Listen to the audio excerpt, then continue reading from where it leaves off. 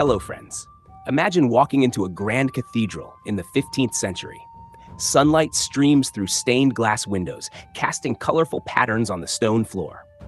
Then, the choir begins to sing, not just a simple melody, but multiple voices weaving together in a breathtaking harmony.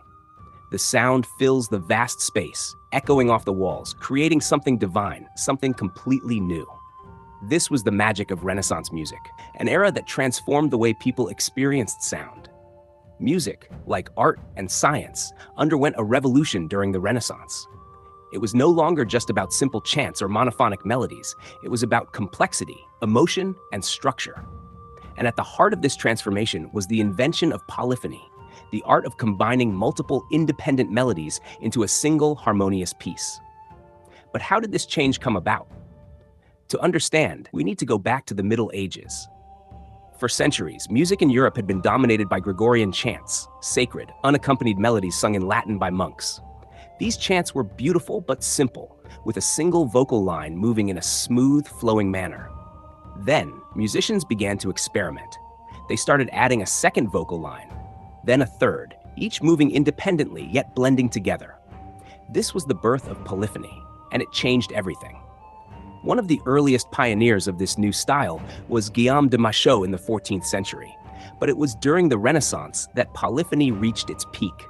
Composers like Josquin des Prez, Palestrina, and Orlando di Lasso perfected this technique, creating choral works that were richer and more intricate than anything heard before.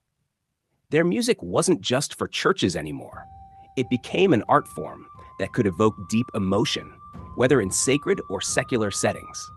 Josquin des Prez, often considered the father of Renaissance music, was a master of weaving different vocal lines together. His compositions had an expressive quality that made them deeply moving.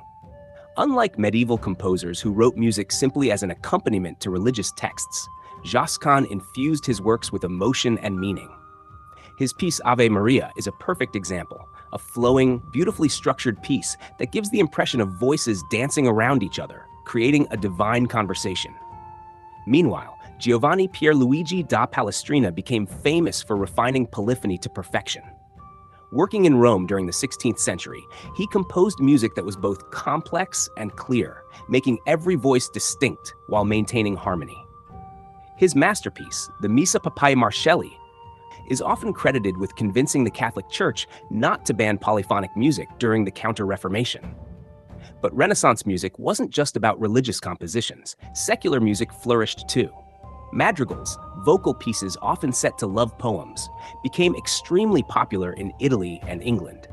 Composers like Claudio Monteverdi and Thomas Morley created lively, expressive madrigals that captured the joys and sorrows of life.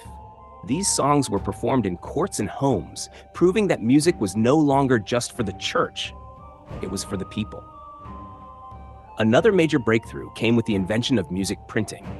In 1501, Ottaviano Petrucci published the first collection of printed music, making compositions accessible to a wider audience. Before this, music had to be copied by hand, a slow and expensive process. Now, composers could share their works across Europe, leading to a rapid exchange of musical ideas. Instrumental music also saw significant growth. The lute, harpsichord, and viola da gamba became popular, leading to compositions that weren't just meant for voices, but also for instrumental ensembles. The Renaissance set the stage for the later Baroque period, where composers like Bach and Vivaldi would take musical complexity even further. Polyphony wasn't just a technical achievement, it was a reflection of the Renaissance spirit itself. Just as painters experimented with perspective and scientists challenged old ideas, musicians pushed the boundaries of sound. Music became a form of intellectual and artistic exploration, a way to express emotions and ideas in ways words alone could not. But as music flourished, so did other revolutionary ideas that would shake the very foundations of Europe. Just as composers challenged musical traditions, a German monk named Martin Luther was about to challenge the authority of the church itself. His actions would spark the Reformation, a movement that would divide Europe, redefine religion, and even influence music itself. In our next episode, we'll explore how Martin Luther's challenge to the Catholic Church forever changed not only faith and politics, but also the music that echoed in Europe's churches and cities. Stay tuned, because history, like music, is full of unexpected harmonies and dramatic shifts.